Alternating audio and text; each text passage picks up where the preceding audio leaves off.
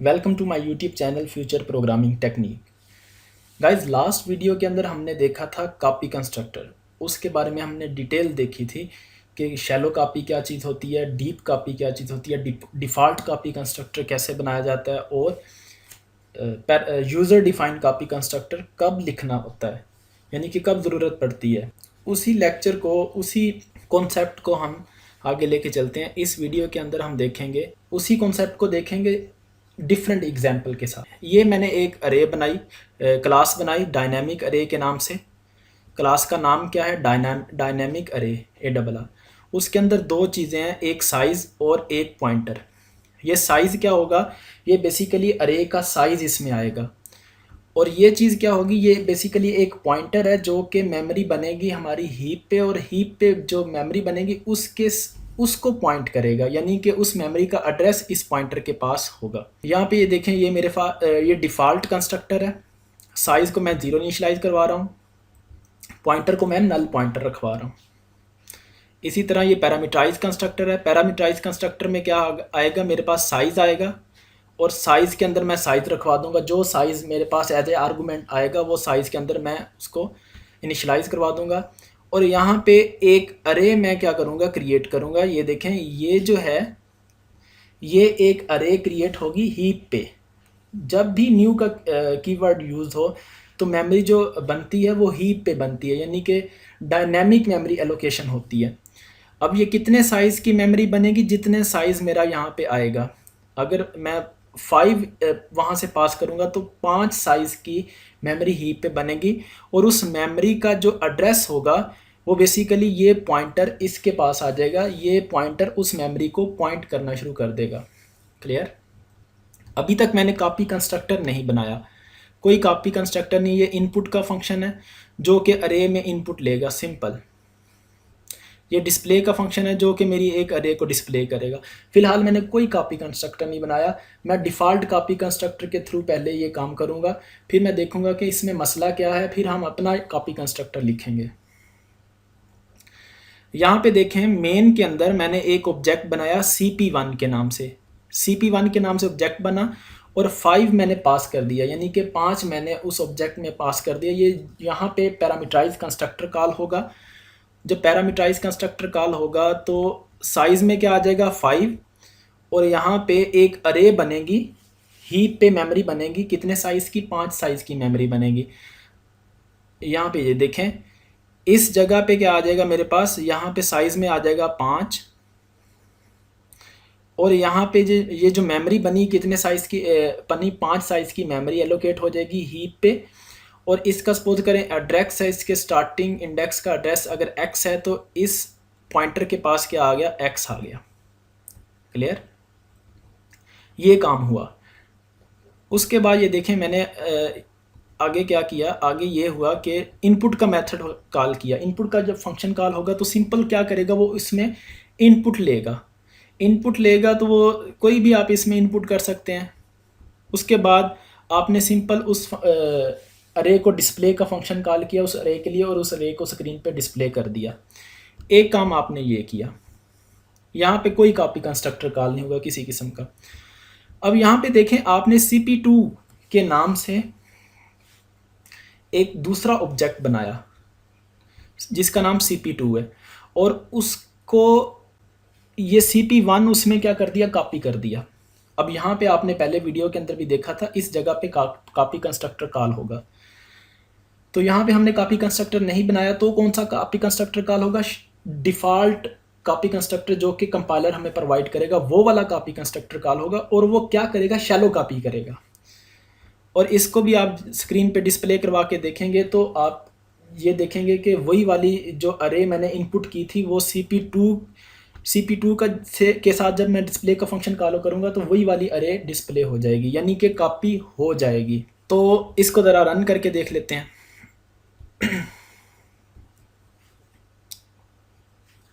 यहाँ पे मैं इनपुट करता हूँ। ये देखें, मैंने इनपुट की और ये CP1 अरे, CP1 के ऑब्जेक्ट ने अरे को डिस्प्ले करवाया, CP2 के अरे ने ऑब्जेक्ट को अरे को डिस्प्ले करवाया। तो इससे ये पता चला कि दोनों जो अरे हैं वो एक दूसरे में कॉपी हो चुकी हैं, यानी कि दोनों एक ऑब्जेक्ट दूसरे ऑब्जेक्ट में कॉपी हो गया, सक्सेसफुली हो गया। अब ये कौन सी कॉपी हुई? ये शैलो कॉपी हुई, क्योंकि हमने कोई कॉपी कंस्ट्रक्टर नहीं बनाया। जो डिफ़ॉल्ट कॉपी कंस्ट्रक्टर हमें मिला कंपाइलर की तरफ से वो वाला कॉल हुआ और ये शैलो कॉपी हुई। इसमें मसला क्या आया होगा? मसला ये आया होगा, जब CPP1 बना और इसमें वैल्यू सपोज करें मैंने 1 2 3 ये इनिशलाइज करवा इसमें अरे के अंदर रखवा दी। जब CP2 बनेगा यानी कि ये कॉपी होगा, तो कॉपी क्या होगा? ये 5 यहाँ पे कॉपी हो जाएगा, साइज़ के अंदर क्या आ जाएगा 5, ये एड्रेस इसके अंदर कॉपी हो जाएगा, यानी कि शैलो कॉपी हो जाएगी। ये काम होगा। इसके इसका प्रॉब्लम क्या होगा? प्रॉब्लम ये होगा कि ये जो अरे है CP2 की जो पॉइंटर है, ये इसी अरे को क्या करना शुरू कर देगा? पॉइंट करना शुरू कर देगा, और ये भी इसी अरे को क्या कर देगा? पॉइंट करना शुरू कर देगा। ठीक है, डिस्प्ले की हद तक तो ठीक है। ये इसने भी इस CP2 के जब अरे ने इसको डिस्प्ले करवाया तो यही अरे डिस्प्ले हुई, तो CP1 ने जब अरे को डिस्प्ले करवाया तो यही अरे डिस्प्ले हुई, तो कोई मसला नहीं आया। हमें यही लगा कि कॉपी ठीक होगी, लेकिन ये शैलो कॉपी हुई, यहाँ पे डीप कॉपी नहीं हुई। ऐसा नहीं हुआ कि ये इसके लिए CP2 के लिए एक अलग से अरे बनती तो वहाँ पे ये सारा कंटेंट वहाँ पे कॉपी होता, ऐसा नहीं हुआ। तो इसका नुकसान क्या है? इसको जरा अंडरस्टैंड करने के लिए हम यहाँ पे एक डिस्ट्रक्टर बनाते हैं। मैं डिस्ट्रक्टर के थ्रू ये समझाऊंगा कि मसला क्या आता है। यहाँ पे डिस्ट्रक्टर बनाया, ये मैंने एक डिस्ट्रक्टर लिखा जिसके अंदर मैंने क्या किया, जो हीप पे मेमोरी एलोकेट हुई थी उसको डिलीट किया। ज़ाहिर है डिस्ट्रक्टर कब लिखते हैं? डिस्ट्रक्टर तब लिखते हैं अगर आपने मेमोरी हीप पे बनाई हो, तो उसको डिलीट करने के लिए डिस्ट्रक्टर के अंदर वो मेमोरी ज़रूर जाकर डिलीट करनी होती है, अदरवाइज़ क्या होता है, मेमोरी लीकेज हो जाती है। ये डिस्ट्रक्टर की जो वीडियो है मेरी, उसके अंदर इसके बारे में मैंने डिटेल बताई है। तो ये मैंने डिस्ट्रक्टर लिखा। अब मैं ज़रा प्रोग्राम को रन करता हूँ, इनपुट किया। अब ये देखें, ये एरर आ रहा है। एरर अगर आप पढ़ेंगे तो ये देखें कॉपी कंस्ट्रक्टर, यहाँ पे कुछ ना कुछ ऐसा मसला है कि कॉपी कंस्ट्रक्टर का कुछ ना कुछ मसला है। ये एरर किस चीज़ का? एरर इस चीज़ का है, मैं आपको ये बताता हूँ। एरर ये है कि ये जब CP1 बना, ठीक है, तो उसके अंदर इनपुट हुई, हीप पे मेमोरी बनी, सारा कुछ हुआ, ये CP1 कॉपी कर दिया, इसमें शैलो कॉपी हुई। और जब ये प्रोग्राम टर्मिनेट होगा तो डिस्ट्रक्टर कॉल चलेगा। CP1 के लिए भी डिस्ट्रक्टर कॉल चलेगा, यानी कि इस ऑब्जेक्ट के लिए भी डिस्ट्रक्टर कॉल चलेगा, इस ऑब्जेक्ट के लिए भी डिस्ट्रक्टर कॉल चलेगा, यानी कि दो ऑब्जेक्ट बने, दोनों के लिए डिस्ट्रक्टर कॉल चलेगा। जब पहले के लिए डिस्ट्रक्टर कॉल चलेगा तो पहला डिस्ट्रक्टर क्या करेगा, वो जाके इस हीप पे पड़ी मेमोरी को क्या कर देगा, डिलीट कर देगा, यानी कि इस मेमोरी को क्या कर देगा, डिलीट कर देगा। जब यानी कि CP1 का डिस्ट्रक्टर कॉल चलेगा सबसे पहले, तो इस मेमोरी को क्या कर देगा, डिलीट कर देगा, यानी कि यहाँ से रिमूव कर देगा। उसके बाद क्या होगा, जब CP2 का डिस्ट्रक्टर चलेगा तो वो भी इसी मेमोरी को जाके डिलीट करने की कोशिश करेगा, क्योंकि डिस्ट्रक्टर के अंदर बाकायदा मैंने डिलीट की है मेमोरी, तो वो जब जाके इस मेमोरी को डिलीट करेगा तो उसको मेमोरी मिलेगी नहीं, तो वहाँ पे वो एरर आता है। एट द एंड जब आपने देखा, अभी रन किया था तो एरर आया था, वो यही एरर आया था, क्योंकि ये जो मेमोरी थी ये शेयर्ड हो चुकी थी। ये दोनों CP1 और CP2 दोनों के पॉइंटर इसी मेमोरी को पॉइंट करना शुरू हो गए थे। तो जब डिस्ट्रक्टर कॉल चला CP1 का, उसने मेमोरी को डिलीट कर दिया।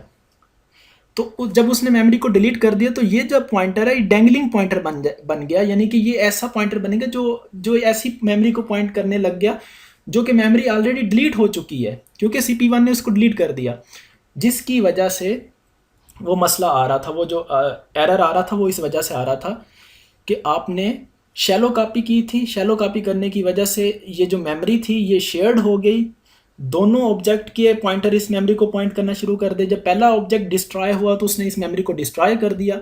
जब दूसरा ऑब्जेक्ट डिस्ट्रॉय होने के लिए डिस्ट्रक्टर कॉल हुआ तो वो इस मेमोरी को दोबारा आके उसने डिस्ट्रॉय करने की कोशिश की, लेकिन मेमोरी ऑलरेडी डिस्ट्रॉय हो चुकी थी, जिसकी वजह से एरर आया। अब हमें क्या करना चाहिए, हमें एक ऐसा कॉपी कंस्ट्रक्टर खुद लिखना पड़ेगा जो कि एक नई यहाँ पे क्या करेगा, अरे क्रिएट करेगा हीप पे, और फिर ये जो पॉइंटर CP2 का उस नई अरे जो क्रिएट होगी उसको पॉइंट करेगा और इसका कंटेंट कॉपी करेगा। उसके लिए मैं आपको बताता हूँ कि कॉपी कंस्ट्रक्टर कैसे लिखना हमने। यहाँ पे आप ज़रा देखें कि मैं कॉपी कंस्ट्रक्टर कैसे लिख रहा हूँ। कॉपी कंस्ट्रक्टर का नाम वैसा ही होता है जैसे क्लास का नाम होता है। उसके अंदर कॉन्स्ट, इसकी डिटेल डिस्कशन मैंने की है लास्ट लेक्चर के अंदर कि ये कैसे वर्क करता है। इसकी डिटेल डिस्कशन वैसे मैंने की है वहाँ पे। क्लियर? यहाँ पे देखें, यहाँ पे क्या है कि ये मैं एक कॉपी कंस्ट्रक्टर बना रहा हूँ जो कि लास्ट वीडियो के अंदर मैंने डिटेल डिस्कशन की है ये क्या चीज़ है। ओके, अब यहाँ पे क्या करना है, एक तो ये काम करना है, साइज़ जो होगा वो obj.size यानी कि साइज़ कॉपी हो जाएगा। दूसरा काम, अब हमने एक मेमोरी क्रिएट करनी है हीप पे। न्यू इंट इतने ही साइज़ की हमने मेमोरी हीप पे क्रिएट करनी है। यानी कि जब ये लाइन चलेगी तो क्या होगा, हीप पे मेमोरी क्रिएट होगी यहाँ पे अलग से। ठीक है, कितने साइज़ की, 5 साइज़ की। जितनी ऊपर मेमोरी क्रिएट हुई इतने साइज़ की ये नीचे मेमोरी क्रिएट होगी, ये नई मेमोरी क्रिएट होगी। और इसका एड्रेस सपोज करें y है तो ये y इसके पास चला जाएगा, इसके पास क्या आ जाएगा, y, ये y इसके पास आ जाएगा।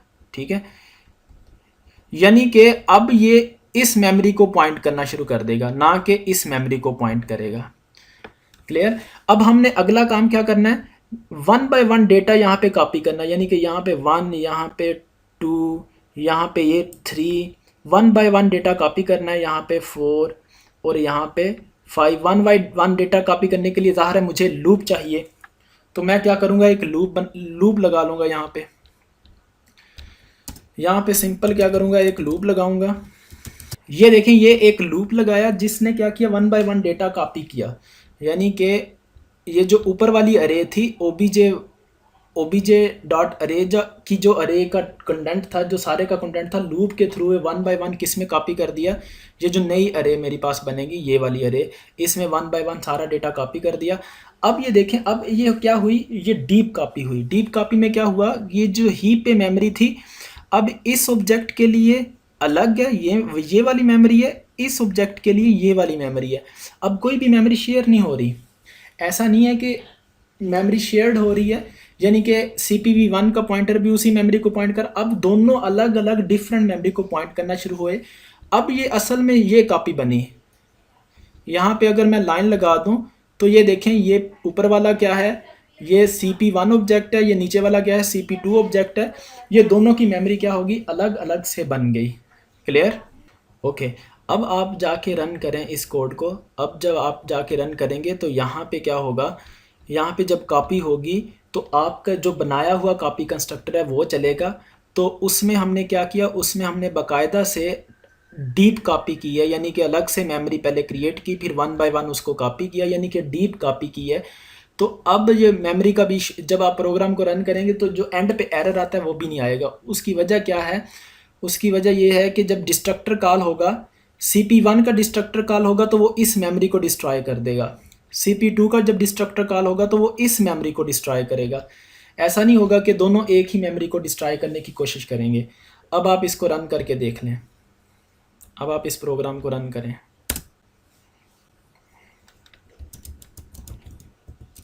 अब ये देखें, सक्सेसफुली आपका प्रोग्राम रन हो गया। एट द एंड जब डिस्ट्रक्टर चलेगा तो दोनों की जो मेमोरी होगी हीप पे, वो CP1 अपनी मेमोरी को डिस्ट्रॉय करेगा, CP2 अपनी जो मेमोरी को डिस्ट्रॉय करेगा।